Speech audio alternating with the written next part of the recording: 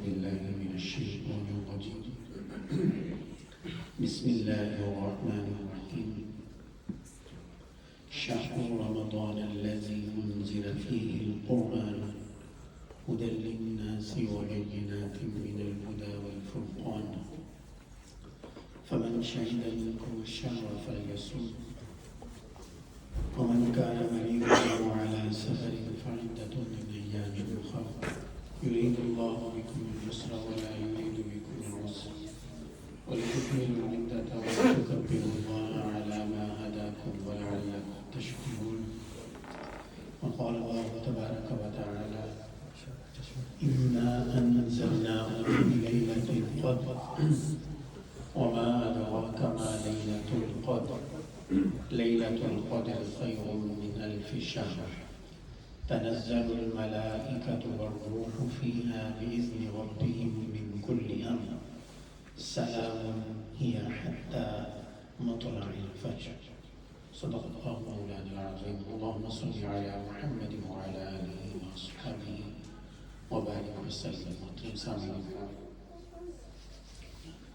قرآن پاک کی مکمل صورت میں نے تلاوت کرنے کی سعادت حاصل کی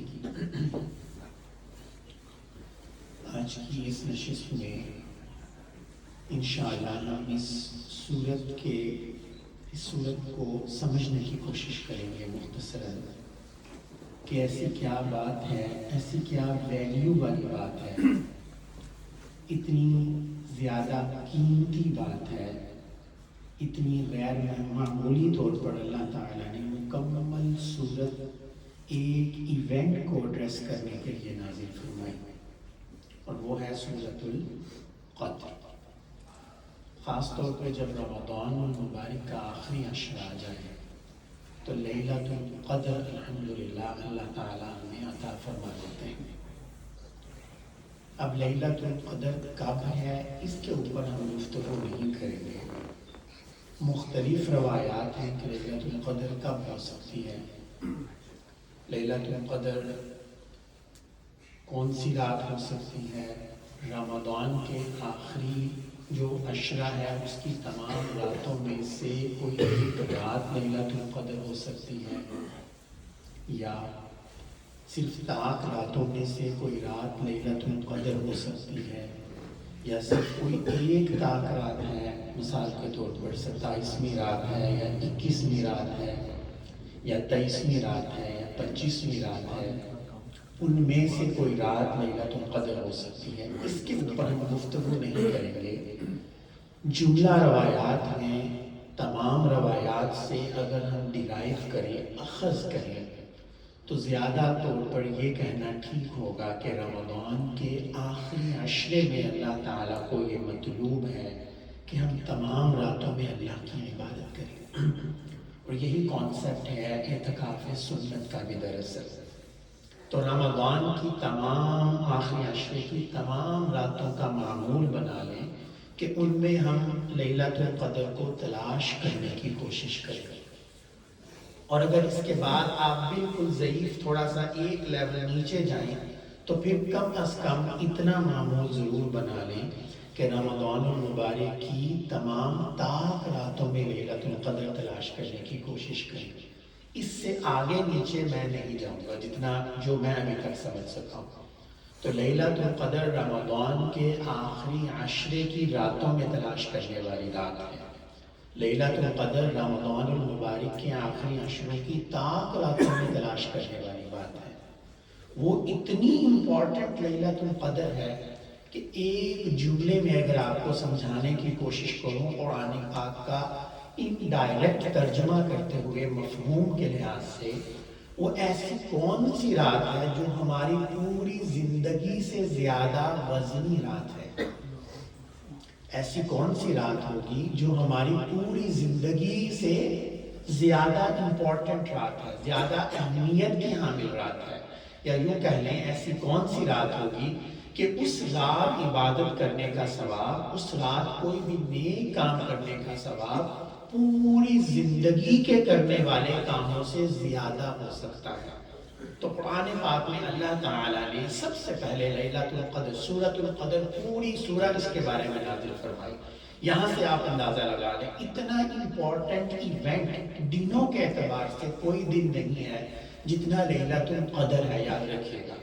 باقی جتنی راتیں ہیں ان کے اوپر بحث ہو سکتی ہے، ڈیبیٹ ہو سکتی ہے، کوئی مکاتب فکر والے اس پہ ایگری کر سکتے ہیں، نہیں کر سکتے۔ لیلۃ القدر ایک ایسی رات ہے جس کو اللہ تعالیٰ نے قرآن پاک میں ڈائریکٹ ایک آیت، ایک حصہ، دو آیات، دو حصے منتخب کر کے آپ نے اس کا ذکر نہیں فرمایا، بلکہ اللہ تعالیٰ نے لیلۃ القدر کا ذکر پوری سورت کو ڈیڈیکیٹ کر کے فرمایا۔ پوری سورت لیلۃ القدر کے حوالے سے اللہ تعالیٰ نے نازل فرمائی کہ اِنَّا أَنزَلْنَاهُ فِي لَيْلَةِ الْقَدْرِ۔ سب سے پہلے اللہ تعالیٰ نے ایک چیز ذہن میں رکھی، لیلۃ القدر کو بھی کس کے ساتھ ریلیٹ کر دیا؟ قرآن کے ساتھ۔ رمضان کا تعارف بھی کروایا تو کس کے ساتھ کروایا؟ قرآن۔ رمضان کا ذکر ایک دفعہ صرف قرآن میں آیا ہے، اور اللہ تعالیٰ نے انٹروڈیوس کیسے کروایا رمضان کو؟ شہر رمضان الذی انزل فیہ القرآن۔ رمضان کا وہ مہینہ جس میں قرآن نازل کیا گیا، انزل کا ورڈ آیا۔ اسی طرح اللہ تعالیٰ نے سورۃ القدر کا جب تعارف شروع کروایا تو سب سے پہلی آیت اللہ تعالیٰ نے ارشاد فرمایا اِنَّا أَنزَلْنَاهُ، ہم نے نازل کیا اس کو؟ قرآن کو۔ قرآن کا تذکرہ ہو رہا ہے فی لیلۃ القدر، لیلۃ القدر میں نازل فرمایا۔ قدر کیا ہو سکتی ہے؟ بہت ویلیو والی رات ہے، بہت زیادہ اہمیت کے حامل رات ہے، بہت زیادہ پریشیس نائٹ ہے، بہت زیادہ پاورفل نائٹ ہے۔ ایسی رات ہے جس میں اللہ تعالیٰ فیصلے فرما سکتے ہیں، ایسی رات ہے جس میں اللہ تعالیٰ غیر معمولی اہمیت جس رات کو دیتے ہیں، جس کی ویلیو بہت زیادہ ہے، قدر والی ہے، ویلیو والی ہے، امپورٹنس ہے اس کی ایک سگنیفیکینس ہے۔ کتنی سگنیفیکینس ہے، کتنی اہمیت اس کی ہو سکتی ہے؟ آگے اللہ تعالیٰ نے ارشاد فرما دیا وَمَا أَدْرَاكَ مَا لَيْلَةُ الْقَدْرِ۔ اب تمہیں کیا پتا کہ لیلۃ القدر کیا ہے؟ کہ اللہ تعالیٰ نے اتنی اہم کتاب کو، اپنے کلام اللہ کو نازل فرمانے کے لیے جس اہم رات کا انتخاب کیا، کیا میں تمہیں اس رات کے بارے میں بتاؤں؟ یہ وما ادراک ما لیلۃ القدر کا ترجمہ یہ بنے گا کہ جس رات کے لیے اللہ تعالیٰ نے قرآن پاک کو نازل کرنے کے لیے انتخاب کیا، کیا اب میں تمہیں اس رات کے بارے میں بتاؤں؟ وہ رات کیا ہے؟ لیلۃ القدر خیر من الف شہر۔ ایک اس کا تعارف بس کرا دیا، جسے کہتے ہیں نا، جس کا اوور ویو دے دیا، بس ڈیٹیل اس کی نہیں دی، اور وہ اوور ویو اس کا کیا دیا؟ لیلۃ القدر خیر من الف شہر۔ یہ جو لیلۃ القدر ہے، قدر والی رات ہے، یہ 1000 مہینوں سے بہتر ہے۔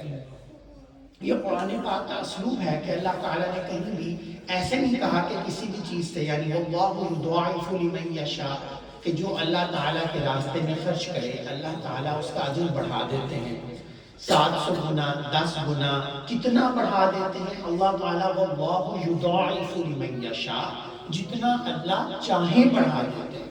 یہاں بھی اللہ تعالیٰ نے یہ نہیں کہا کہ یہ جو رات ہے یہ 1000 مہینوں کی راتوں کے یا 1000 مہینوں کے برابر ہے یا اس سے کم ہے، نہیں، بلکہ کیا کہا؟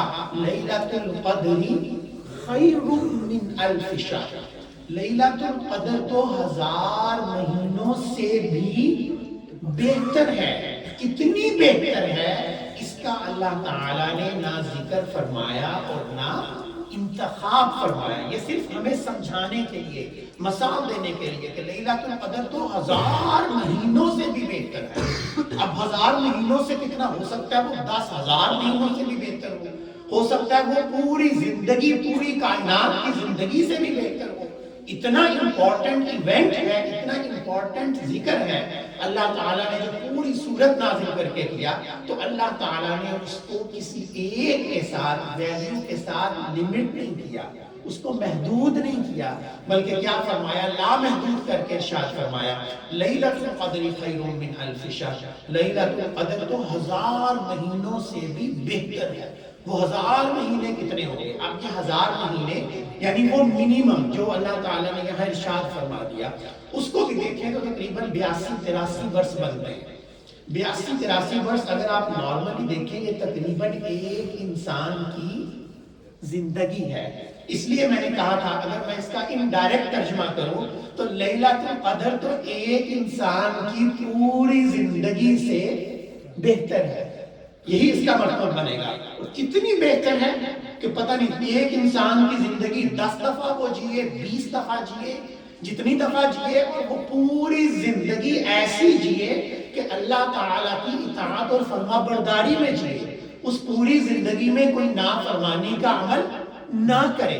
ممکن تو ہے، معصوم لوگ ہو سکتے ہیں، اللہ تعالیٰ ایسی کسی کو خاص توفیق عطا فرما سکتے ہیں، لیکن شاید اب آج کل کے دور میں اگر آپ کہیں تو ریئلسٹک شاید نہ ہو ایسی زندگی جیے اور ہزاروں برس جیے کہ جس میں اللہ تعالیٰ کی نافرمانی کا بالکل بھی عمل دخل نہ ہو.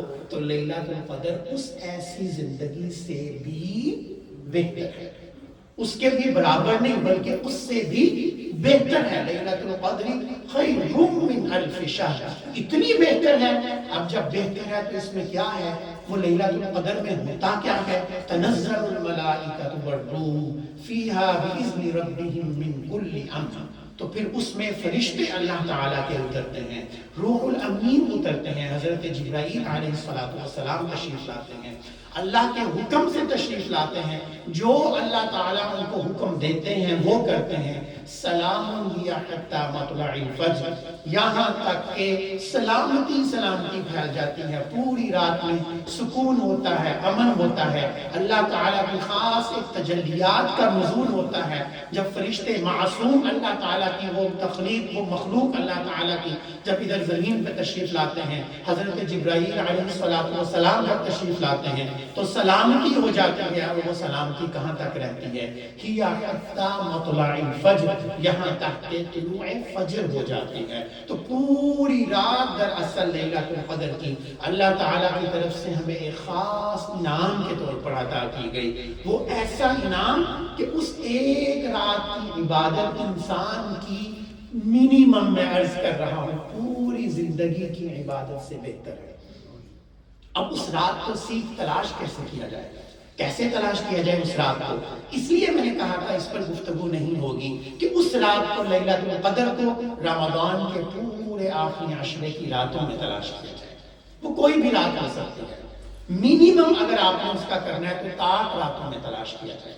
اللہ تعالیٰ کو مطلوب یہ ہے کہ دراصل انسان اس جد و جہد میں، اس سعی میں، اس کوشش میں گزارے کہ اللہ تعالیٰ سے اس رات کو تلاش کرنے میں وقت گزارے، اس جد و جہد میں وقت گزارے، ان ایفرٹس میں، اس ایفرٹس میں اپنی انرجی انویسٹ کریں، اپنی توانائی لگائیں کہ کاش ہمیں وہ رات نصیب ہو جائے. وہ دعائیں کریں اور اس رات کی تلاش میں پورا عشرہ جو ہے وہ اللہ تعالیٰ کے حضور سجود میں گزاریں، قیام میں گزاریں، اللہ تعالیٰ کی عبادت میں گزاریں، اللہ کے گھر میں گزاریں، اللہ کے ذکر میں گزاریں، اور آقا علیہ السلام کی سنت کی تکمیل میں گزاریں، آقا علیہ السلام کے ذکر میں گزاریں.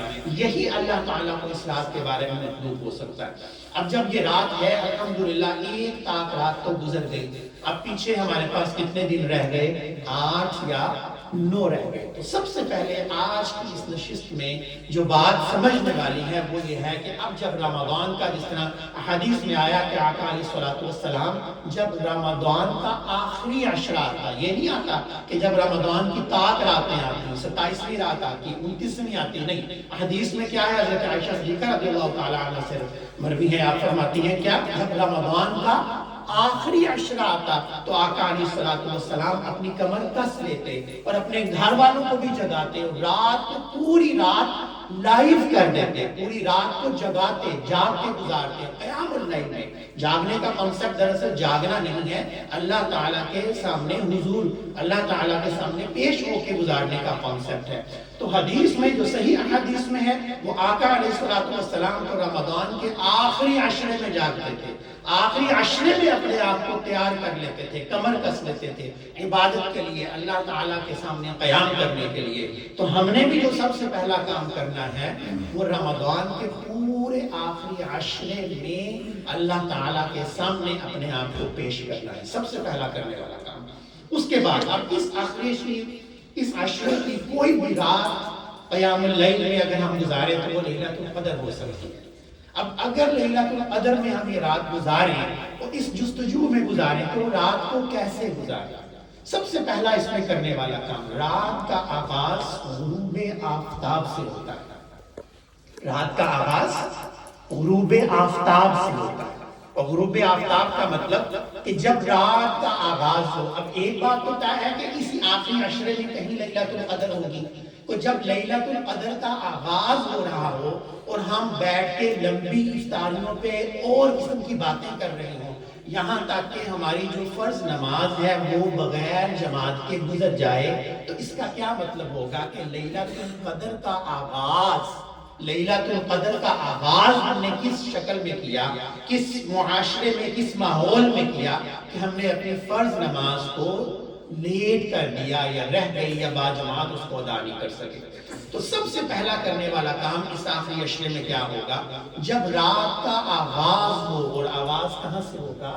صلاۃ المغرب سے، اس ٹائم کو کیچ کریں، اس ٹائم کو مسجد میں آئیں، صلاۃ المغرب باجماعت ادا کریں، کوشش کریں کوئی کسی قسم کی لغو گفتگو نہ کریں، غیر ضروری گفتگو نہ کریں، اور زیادہ تر وقت جو ہے وہ اللہ تعالیٰ کے سامنے سجدہ وسجود ہو کے گزاریں۔ اللہ تعالیٰ کا ایک کانسیپٹ جو ہے آپ کے ذہن میں متوجہ ہو کر مسجد میں بیٹھ کے گزاریں۔ یہ لیلۃ القدر کا آغاز ہوگا۔ اس کے بعد کرنے والا کیا کام ہے؟ آقا علیہ الصلوۃ والسلام نے ارشاد فرمایا، جس شخص نے صلاۃ العشاء باجماعت ادا کر لی، دراصل اس نے ایسے اپنی رات گزاری کہ آدھی رات اس نے عبادت میں گزار دی، صلاۃ العشاء۔ اور جس نے پھر صلاۃ الفجر جماعت کے ساتھ ادا کر لی، اس نے بقیہ آدھی رات بھی دراصل اللہ تعالیٰ کی عبادت میں گزار دی۔ تو پوری رات جو عبادت میں گزارنے کا آسان ترین کانسیپٹ کیا ہوگا کہ صلاۃ العشاء اور صلاۃ الفجر باجماعت ادا کریں، اور ان دونوں فرائض کو چھوڑ کے بیچ میں آپ جو مرضی کرتے رہیں، یقیناً وہ اللہ تعالیٰ کے لیے زیادہ اللہ تعالیٰ کو خوش کرنے والی چیزیں نہیں ہوں گی جب ہم فرائض کو چھوڑ کے مسنون اور نوافل پہ اگر چلے جائیں۔ تو سب سے پہلی جو ترجیح ہماری ہوگی صلاۃ المغرب، صلاۃ العشاء اور صلاۃ الفجر، وہ کیا ہونی چاہیے؟ باجماعت ادا ہونی چاہیے، کہ جب لیلۃ القدر کا آغاز ہو تو بھی ہم اللہ تعالیٰ کے سامنے سجدہ وسجود ہوں، اللہ تعالیٰ کے سامنے ہم قیام کی شکل میں ہوں، اس کے بعد پھر صلاۃ العشاء ہو، پھر اس کے بعد صلاۃ الفجر ہو، صلاۃ العشاء کے بعد بہترین شکل قیام اللیل کی تراویح ہے، مسنون تراویح ہے، جس میں قرآن پاک یقیناً ساری نمازوں میں قرآن پڑھا جاتا ہے، تراویح میں ذرا زیادہ پڑھا جاتا ہے۔ جب زیادہ قرآن پڑھا جاتا ہے تو قیام اللیل کا یہی ایک کانسیپٹ ہے، آپ اللہ تعالیٰ کے سامنے حاضر ہو جاتے ہیں، اللہ تعالیٰ کے سامنے سجدہ بسجود ہوتے ہیں، متوجہ ہوتے ہیں۔ تو قیام اللیل کا اہتمام کریں، اور تمام راتوں میں کریں، کم از کم 3 راتوں میں کریں۔ کسی بھی مسجد میں چلے جائیں، وہاں باجماعت صلاۃ المغرب ادا کریں، صلاۃ العشاء ادا کریں، باجماعت اس کے بعد نماز تراویح ادا کریں۔ جتنا قیام تراویح کی شکل میں آپ کر سکتے ہیں اتنا کریں۔ لیکن اس حوالے سے ایک چیز ذہن میں رکھیں، کیونکہ ایک حدیث مبارکہ ہے جس نے رات کا قیام کیا، قیام اللیل کا کنسیپٹ کیا ہے؟ کیا پوری رات قیام کرنا ہے؟ آقا علیہ الصلوۃ والسلام نے ارشاد فرمایا، جس نے رات کا قیام کیا کسی ایک امام کے پیچھے، یہاں تک کہ امام نے اس قیام کو ختم کر دیا، تو اس کو پوری رات قیام کا اجر و ثواب ملے گا۔ تو ایسے امام کے پیچھے اگر آپ اس رات کو کوشش کریں، اس لیے کہ جتنی رکعتیں امام یہاں پر، امام اگر وہ رکعتیں کروا رہے ہیں، امامت کر رہے ہیں، اس ایک پارٹ کے لیے امام کا انتخاب کر لیں اور پوری رکعتیں اس امام کے پیچھے کریں۔ اگر آپ کو یقین ہے کہ 2 رکعتیں ہیں تو کسی 2 رکعتوں والی جگہ کا انتخاب کر لیں، 8 والی کا کر لیں، 20 والی کا کر لیں، زیادہ ہے زیادہ والی کا کر لیں، لیکن کوشش کریں کیونکہ اپنے آپ کو ڈیڈیکیٹ کریں اس رات کے لیے، اپنے آپ کو وقف کر دیں اس رات کے لیے کہ زیادہ تر حصہ جو ہے دراصل وہ قیام اللیل میں گزاریں۔ جتنا زیادہ اللہ تعالیٰ کے سامنے قیام اللیل میں حصہ گزاریں گے، ایسی نماز میں گزاریں گے جس میں اللہ تعالیٰ کا کلام پڑھا جا رہا ہوگا، زیادہ پڑھا جا رہا ہوگا، یقیناً اللہ تعالیٰ اس کو قبول فرمائیں گے۔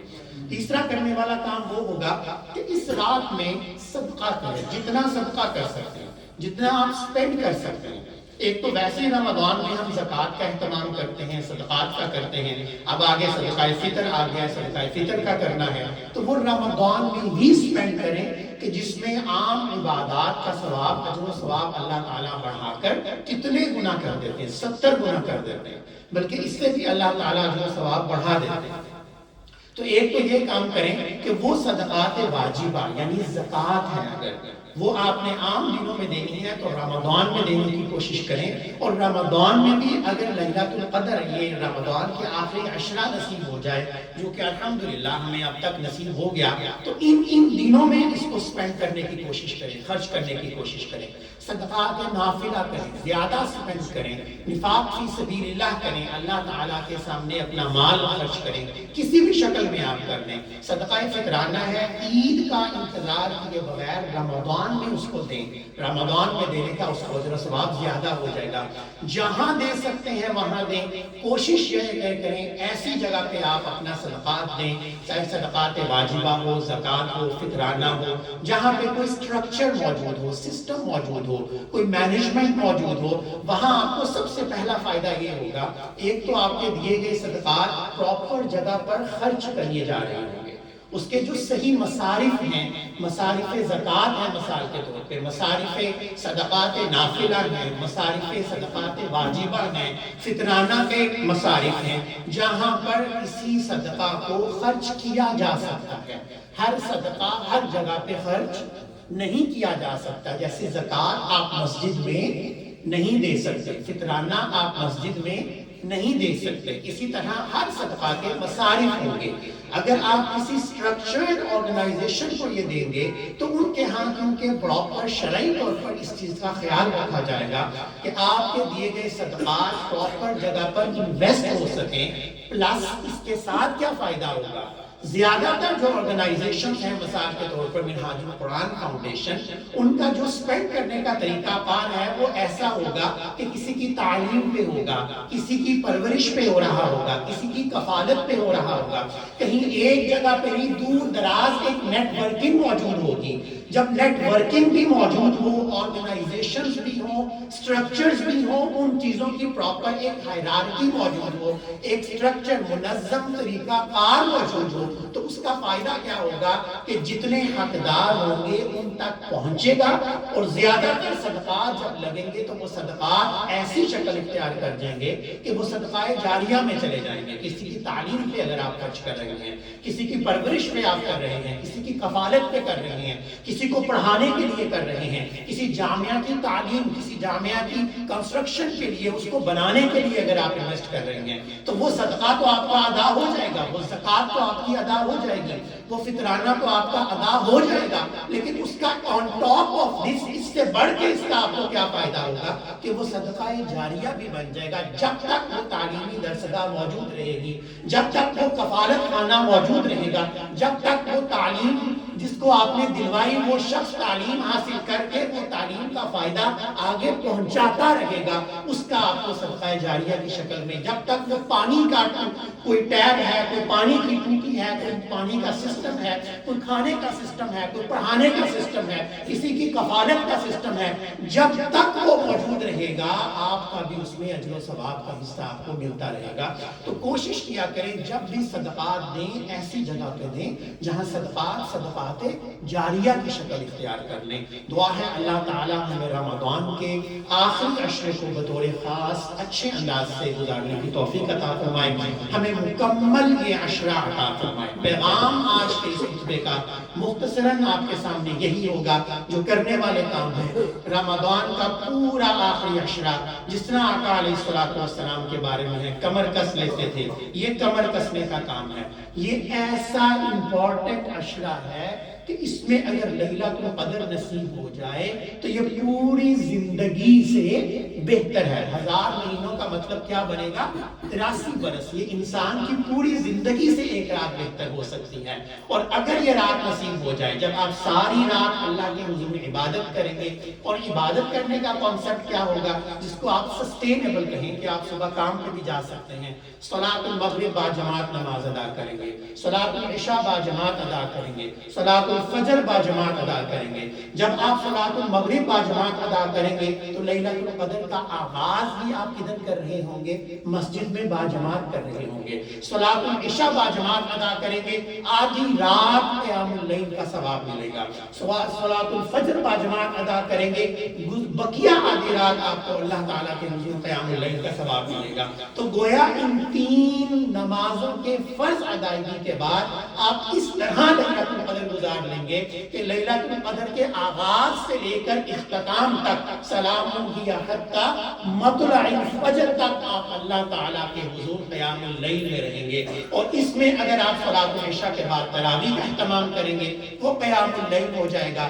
اس کے ساتھ کرنے والے کام کیا ہوں گے؟ صدقات کریں، اچھی ڈیڈز کریں اللہ تعالیٰ کے ساتھ. جو رمضان کا اصل کانسیپٹ ہے کہ الصوم لی وانا اجری بہ، یہ جو رمضان ہے، یہ جو روزہ ہے میرے لیے ہے، میں اس کا اجر دوں گا. وہ رمضان کا اصل کانسیپٹ کہ اللہ اور آپ کے درمیان جو تعلق ہے اس تعلق کو مضبوط بنائیں، اس تعلق کو جتنا مضبوط کر سکتے ہیں وہ کریں. اور اس کی بہترین شکل اللہ تعالیٰ کے سامنے قیام اللیل کرنے کی ہے، اللہ تعالیٰ کے سامنے سجدہ وسجود ہونے کی ہے، اللہ تعالیٰ کے سامنے اپنے ایمان کے ساتھ، اس یقین کے ساتھ کہ آقا علیہ الصلوۃ والسلام نے ارشاد فرمایا من قام لیلۃ القدر ایمانا و احتسابا غفر له ما تقدم من ذنبه، جس نے اس یقین کے ساتھ لیلۃ القدر میں اللہ تعالیٰ کے حضور قیام کیا، یقینی کیفیت کے ساتھ، پلس دوسری کنڈیشن کیا لگائی؟ احتساب کے ساتھ، کہ اپنے آپ کو اس بات پہ رکھ کے کہ میں احتساب کر رہا ہوں، میں گناہگار ہوں، میں ندامت اپنے آپ میں شرم محسوس کرتے ہوئے ندامت کے آنسوں کے ساتھ اللہ تعالیٰ کے سامنے اس بات کا اظہار کرتے ہوئے. یہ وہ کانسیپٹ ہے احتساب کا. احتساب کرتے ہوئے وہ اس یقین کے ساتھ کہ اب اللہ تعالیٰ مجھے معاف کر دیں گے. جس نے قیام اللیل کیا لیلۃ القدر میں غفر له ما تقدم من ذنبه، اللہ تعالیٰ اس کے تمام پہلے گناہوں کو معاف فرما دیتے ہیں. دعا ہے اللہ تعالیٰ ہمیں عمل کرنے کی توفیق عطا فرمائے. تبارک اللہ لنا و لکم فی القرآن العظیم ونفعنا وإياکم بالآیات والذکر